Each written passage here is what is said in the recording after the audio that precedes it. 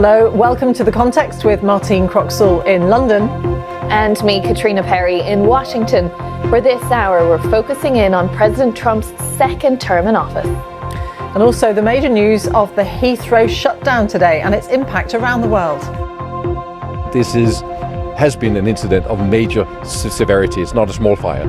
We have lost power equal to that of a mid-sized city. And our backup systems have been working as they should, but they are not sized to run the entire airport. The fire involved a transformer comprising of 25,000 litres of cooling oil fully alight.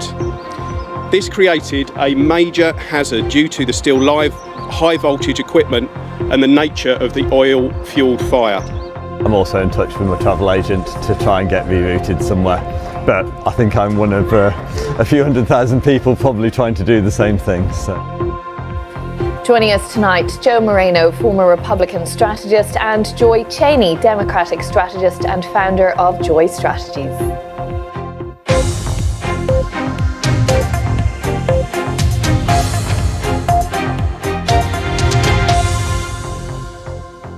Good evening. Tonight, flights have in the last hour just resumed at Heathrow Airport after a day of massive disruption.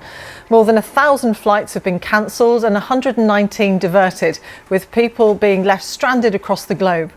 The chief executive of Heathrow described it as an unprecedented incident. Well, this is the scene at Heathrow tonight, and we'll be looking in the next hour at what happened and why, and hearing from those who were affected. Thank you.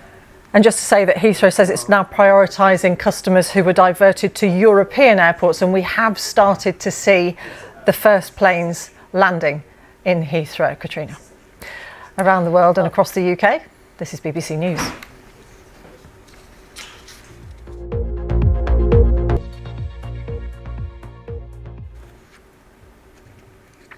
Now, we will keep a close eye on the situation at Heathrow over the rest of this hour, but this is the time every week when we have a look back at just what President Trump has been doing in office and the impacts that it's having. And in Washington, well, the past week has been dominated by immigration and this escalating row between President Trump and the judiciary over summary deportations. President Trump on Thursday demanded that courts stop blocking his agenda.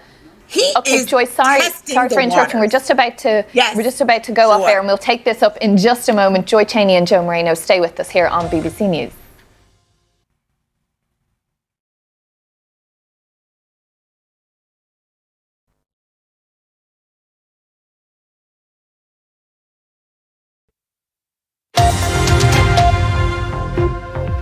Hello, welcome back. You're watching The Context on BBC News with me, Caitriona Perry in Washington. And me, Martine Croxall in London. Coming up on the programme, President Trump denies China was discussed during Elon Musk's visit to the Pentagon. He says cost cuts were on the agenda.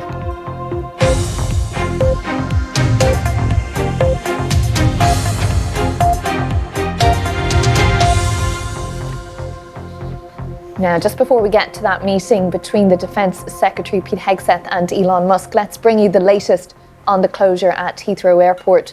Within the last couple of hours, planes have finally been landing at Europe's busiest airport. London Fire Brigade has said the fire is believed to be non-suspicious. Okay, lots more to chat about. Stay with us for just a moment. Around the world and across the UK, this is BBC News.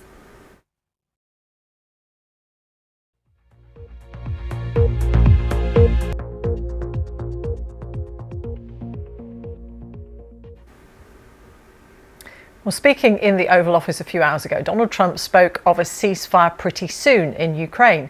It comes after a week in which he's had calls with both Russia's Vladimir Putin and Ukraine's Volodymyr Zelensky. Well, during a 2-hour phone call with his Russian counterpart, Vladimir Putin agreed to stop targeting Ukrainian energy sites for 30 days. Okay, well, we'll be talking about this again all next week with those negotiations that are taking place on Sunday and Monday. But for now, Joe Moreno and Joy Cheney, thank you so much for being with us here on The Context. Plenty more is still to come, so do stay with us here on BBC News.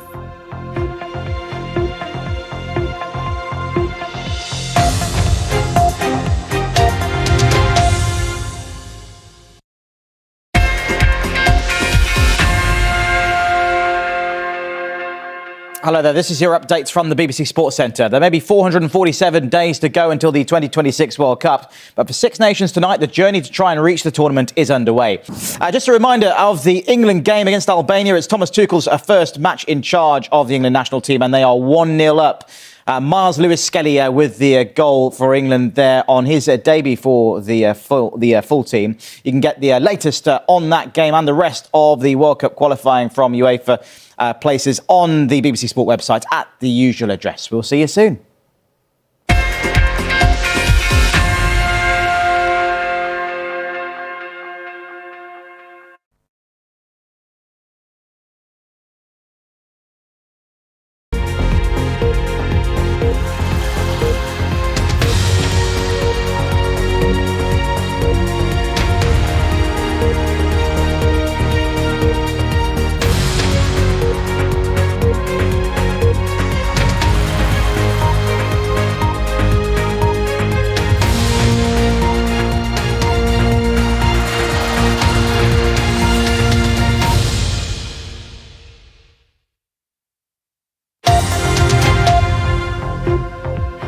Hello, I'm Martine Croxall. This is The Context on BBC News.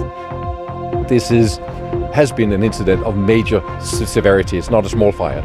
We have lost power equal to that of a mid-sized city, and our backup systems have been working as they should, but they are not sized to run the entire airport. The fire involved a transformer comprising of 25,000 litres of cooling oil fully alight. This created a major hazard due to the still live high voltage equipment and the nature of the oil-fuelled fire. I'm also in touch with my travel agent to try and get rerouted somewhere, but I think I'm one of a few 100,000 people probably trying to do the same thing.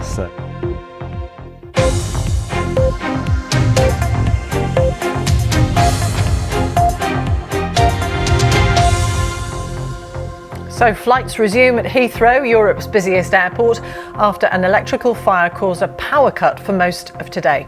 The airport warns that disruption may last for a few days and warns people not to travel to the airport unless advised to do so by their airline.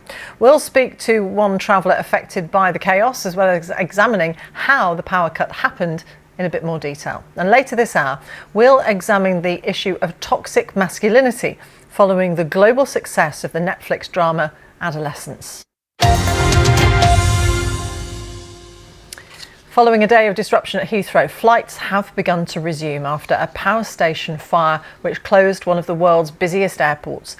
200,000 passengers have been affected, with 1,300 flights cancelled or diverted. Now, if you haven't seen it, you might have heard of it, the Netflix drama Adolescence, which has got a lot of people talking about the issue of toxic masculinity. Well, in the next half hour or so, we've got two people joining us who can talk to us about what's being done with boys and adolescents to address the issue of misogyny and violence against women. Stay with us.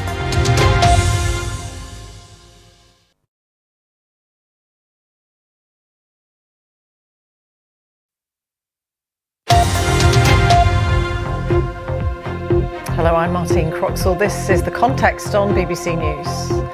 Adolescence, the Netflix series topping charts in 71 countries, prompting conversations about toxic masculinity.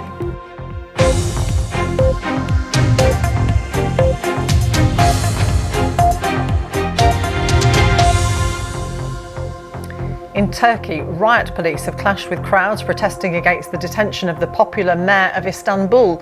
The area around Istanbul's City Hall has been brought to a standstill, and opposition leaders say hundreds of thousands have taken to the streets.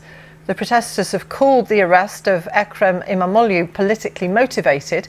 He is President Erdogan's main rival, while Mr. Erdogan has denounced the demonstrations, which he labelled vandalism and street terror.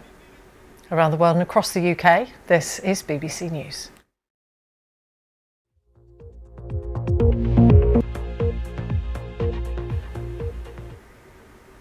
Now to a TV show that's been described as the most impactful piece of television in years. Michael Conroy, founder of Men at Work, and Leslie Udwin, founder of Think Equal. Fascinating discussion. I'm sure we'll talk about it again. I certainly hope we will. Thank you very much for joining us here on The Context. Stay with us.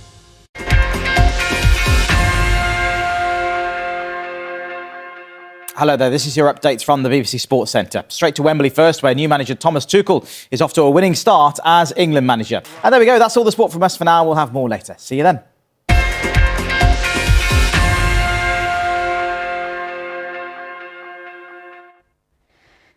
Hello. Yesterday was the warmest day of the year so far, with temperatures reaching 21.3 Celsius.